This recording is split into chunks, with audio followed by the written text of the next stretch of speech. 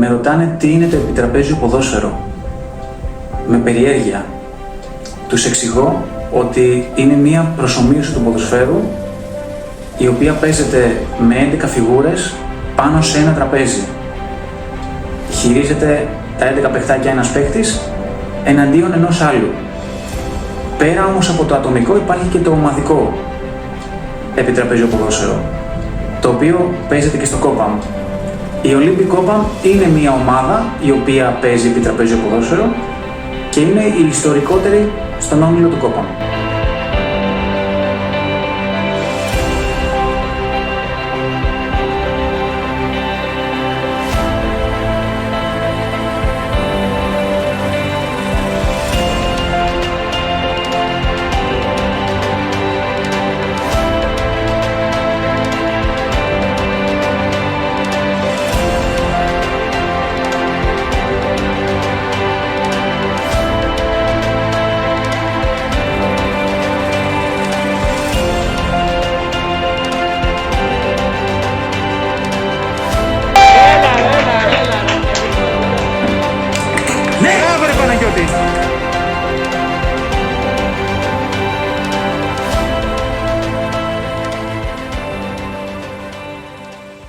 Από την εποχή της έναρξης της ομάδας μέχρι και σήμερα, η ομάδα έχει δημιουργήσει πάρα πολύ καλούς παίκτες και πολλούς παίκτες και στη συνέχεια είτε συνεχίσανε σε άλλες ομάδες είτε αγωνιστήκανε στο ατομικό επίπεδο στην πρώτη και τη δεύτερη κατηγορία.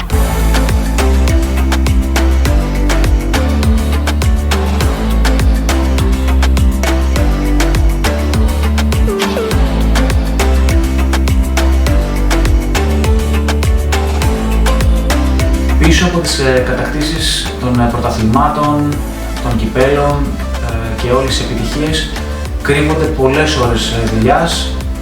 Μιλάμε για προπονήσεις, μιλάμε για σχεδιασμό, για προγραμματισμό, για διάφορα πλάνα, χρόνος ομιλίας με τους παίκτες, με όλη την ομάδα. Δεν αρκεί μόνο να έχεις καλούς παίκτες στην ομάδα, χρειάζεται να έχεις και υπομονή, πίστη σε αυτό που κάνεις και φυσικά να έχεις υποστήριξη. Να έχεις υποστήριξη από κόσμο, από άλλους ανθρώπους με διάφορους τρόπους.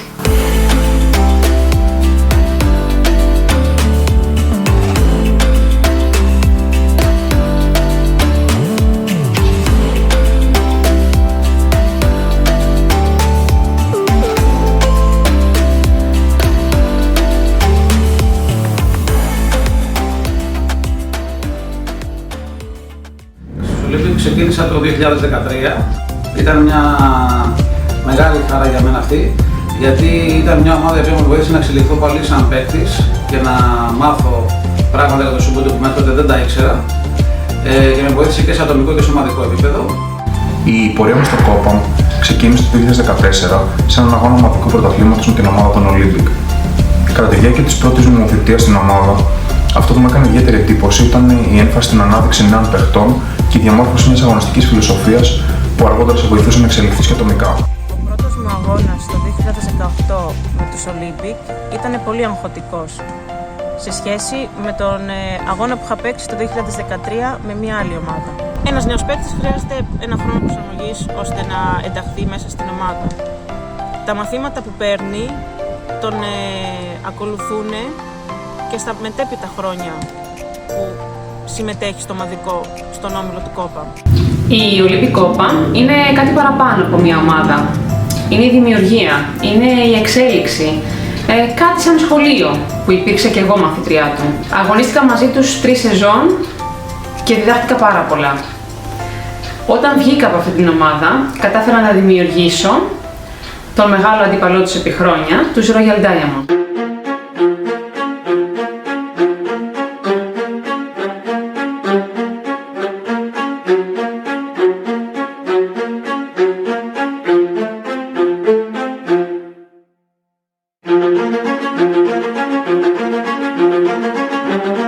Στο El Clásico ποτέ δεν ήξερες ποια ομάδα θα νικήσει. Όλα ήταν αμφίροπα και κρίνονταν στις λεπτομέρειες. Αν μία από τις δύο ομάδες έκανε ένα λάθος ή έχανε τη συγκέντρωσή της, αυτό σήμαινε 3 βαθμούς για την άλλη ομάδα. Και οι δύο ομάδες ήταν πολύ δυνατές, αλλά πάντα θαύμαζα την πολύ καλή οργάνωση των Olympic.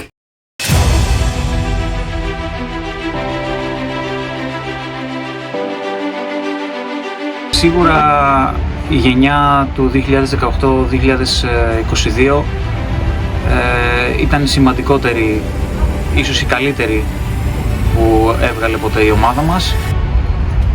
Κατακτήσεις πρωταθλημάτων, κυπέλων, πρώτη σκόρερ, ανάδειξη αρκετών παικτών και ένα δεμένο σύνολο το οποίο ξεχώριζε από τις υπόλοιπες ομάδες, γιατί είχε 4 παίκτες σε κάθε παιχνίδι μόνιμα.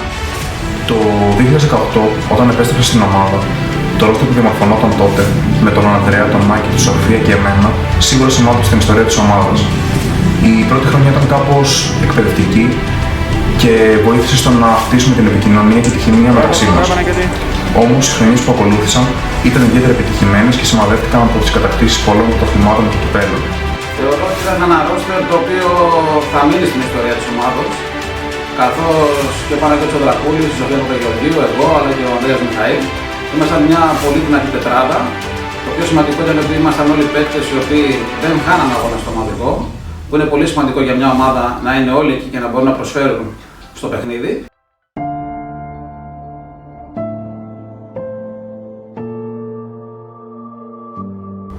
Χαρακτηριστικότερη χρονιά όμως για εμένα είναι αυτή τη σεζόν 2021-22, που ήταν και η τελευταία μας ως ομάδα και κατακτήσαμε τον double. Όμως η χρονιά αυτή ξεκίνησε κάπως περίεργα με μια βαριά ήττα στην πρεμιέρα του πρωταθλήματος, που σίγουρα βοήθησε στο να πεισμώσουμε και να συγκεντρωθούμε στους στόχους μας. Πριν την έναρξη του πρωταθλήματος, κάναμε μια συνάντηση με την ομάδα ώστε να ανακοινωθούν τα πλάνα της χρονιάς. Θέλαμε να βγάλουμε μια δυνατή ομάδα, θέλαμε να κατακτήσουμε το πρωτάθλημα. Βάλαμε κάποιους όρους. Ήρθε η πρώτη αγωνιστική και το πλάνο ήταν να ξεκινήσουμε ένα δυνατό δίδυμο. Το δίδυμο που ξεκίνησε δεν απέδωσε όσο θα έπρεπε. Αυτό άρχισε σιγά σιγά να φέρνει ένταση.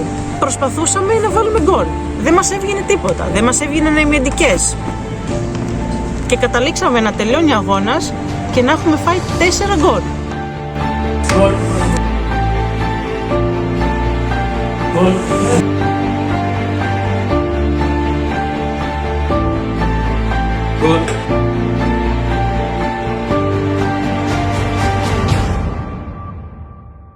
Νομίζω ότι εκείνη η ήττα στην πρεμιέρα ήταν καθοριστική, καθώς πιστεύω μας πείσμωσε, ώστε να μπορέσουμε να σκεφτούμε τα λάθη εκείνου του αγώνα, και από εκεί καταλάβαμε τελικά ότι δεν υπάρχει εύκολος ή δύσκολος αντίπαλος. Είναι όλες οι ομάδες εισάξιες, ανταγωνιστικές και δεν πρέπει να υποτιμείται κανένας.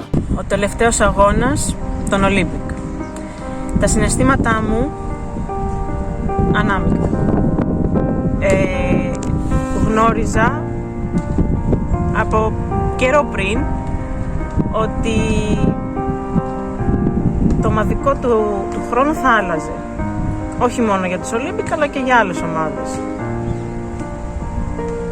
Όταν ήρθε η στιγμή του τελευταίου αγώνα, εγώ προσωπικά ήμουν πολύ μαγκωμένη. Αυτό όμως το έβγαζα και προς τους άλλους και θεωρώ ότι όλη η ομάδα καταλάβαινε ότι κάτι δεν θα είναι το ίδιο του χρόνου. Την τελευταία ημέρα του πρωταθλήματος της σεζόν εκείνης, τα συναισθήματα ήταν κάπως περίεργα, καθώς γνωρίζαμε ότι του χρόνου μπορεί να μην είμαστε οι ίδιοι στην ομάδα. Όμως αυτό είναι η Olympic, μια ακαδημία που εξελίσσει συνεχώς νέους παίχτες. Πριν από την έναρξη του τελευταίου αγώνα υπήρχε ένα κλίμα κάπως βαρύ. Όλοι ξέραμε ότι μετά από αυτό το παιχνίδι θα άλλαζε κάτι ριζικό. Οι παίχτες το είχαν καταλάβει όλοι. Υπήρχε μία θλίψη, το έβλεπα στα μάτια τους, και εγώ από τη μεριά μου που ούτε εγώ ίδιος ήξερα τι θα συμβεί, αισθανόμουν άσχημα για τους παίχτες κυρίως. Για τους παίχτες, γιατί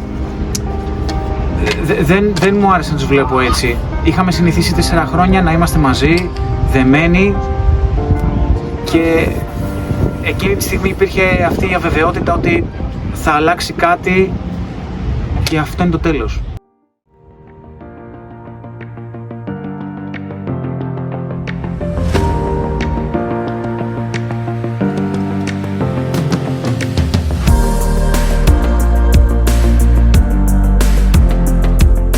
Όταν πρώτο ήρθα, ο όμιλος με υποδέχθηκε με ένα πολύ θερμό καλωσόρισμα και το κλίμα γενικά ήταν πολύ ωραίο.